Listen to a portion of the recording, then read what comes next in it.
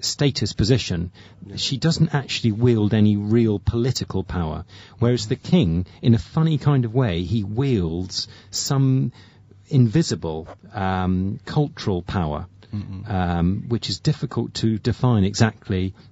What that is, and in the same way that the Queen wouldn't have that same level of pure cultural power, and cultural power is wrapped in with political power in terms of forming opinions, amongst the people and so on. And it seems to me that for a democratic country, it's amazing that the king does wield so much power, actually. In some ways it's amazing that the Thai people respect the king so much and so on, because the average person on the street in Britain, they don't look at the Queen in that same way in terms of reverence and respect, you see. They just see him, as a sort of a symbol of,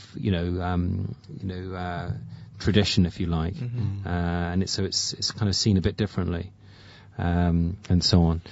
But we've got a couple of other issues we want to get through. Actually, I want to ask you guys about totally changing the subject, talking about the housing situation and the development situation. There's been quite a lot of stories in the past few weeks and months, actually, to do with housing, and Hong Kong's got its fair share of housing and so on.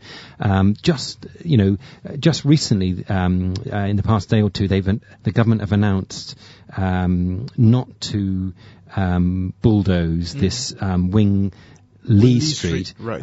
For example, that's an interesting decision, because that was the street they made a film about, didn't they? Right. Which won an award, I think, in Berlin or something, to the Hong Kong movie, wasn't it? Right. I forgot the names, but it won award overseas, actually. Yeah, and that was like a month ago, and a month ago the government were determined to bulldoze this small street in Shengwan, weren't they? Which is, it's got some old style street buildings and so on. In typical Hong Kong fashion, actually, the developers basically were going to bulldoze the place and build new buildings, which was a typical story. But it's interesting that the government have just announced they're not going to allow the developers to do it. It's a U-turn and so on.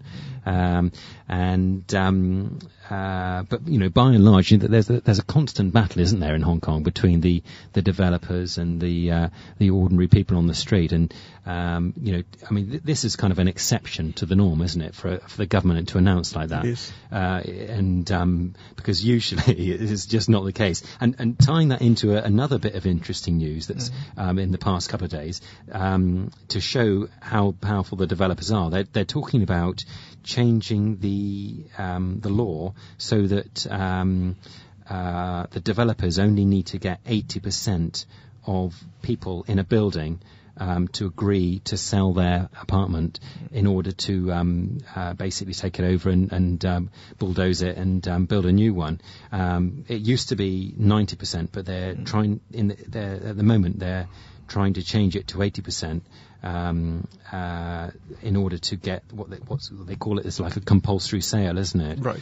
What do you guys initially think about that? The idea of that. I know Simon is very angry about it.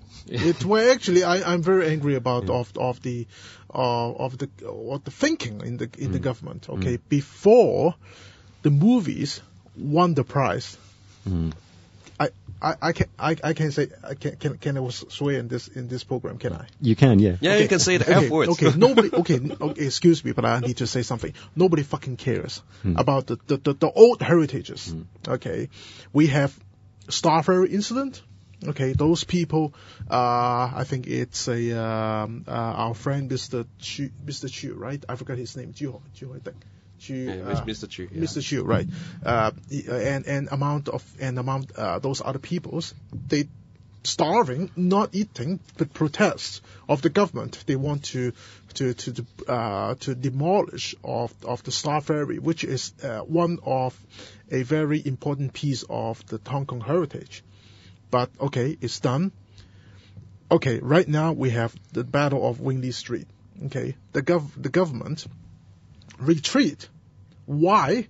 It's because of the movies won the awards. Okay, before that, nobody cares.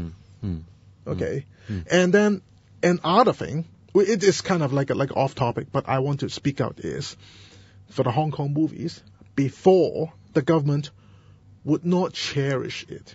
Okay, they just stand by aside and watch it. You guys just doing this, doing that. I don't care. Okay, they won't have full support. But after this movie won the awards from overseas, okay, the government, especially our mighty Donald Tsang, step up and say, oh, we care about the Hong Kong movies. We care about the movie makers in Hong Kong. We have full support of this kind of industries. What the fuck? I think they're a bunch of wankers. Yeah. I mean, there's something very typical of Hong Kong about that whole situation. Actually, just like Mr. The Professor Gao, right? The man who invented fiber optics. Before that, nobody fucking cares. Okay, not even the Hong Kong government. Okay, but after that, he won the Nobel Prize. He came back to Hong Kong. Our mighty Donald Tsang shake hands in front of him. Okay, have competitions of the design of those stamps, which is like a memory or a memorial of this person, of what he did. Hey, before he won the Nobel Prize, nobody talk about him. This is I'm very angry of this kind of the point of views of those governments in Hong Kong.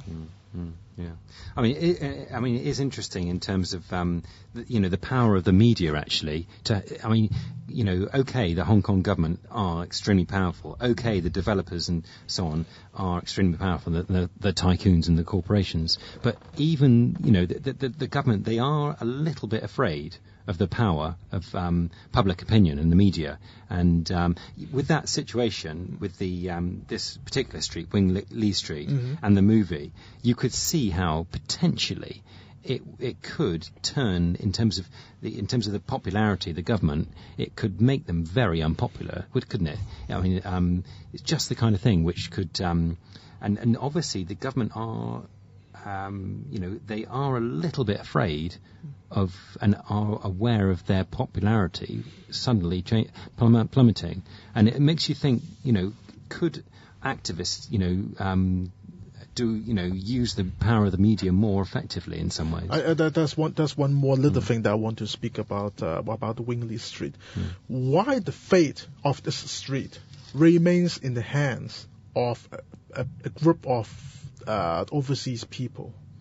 It's do not have the direct connection, but in a way they have a connection. Okay, because the movie won the awards, and that award it's a vote by overseas people, by foreign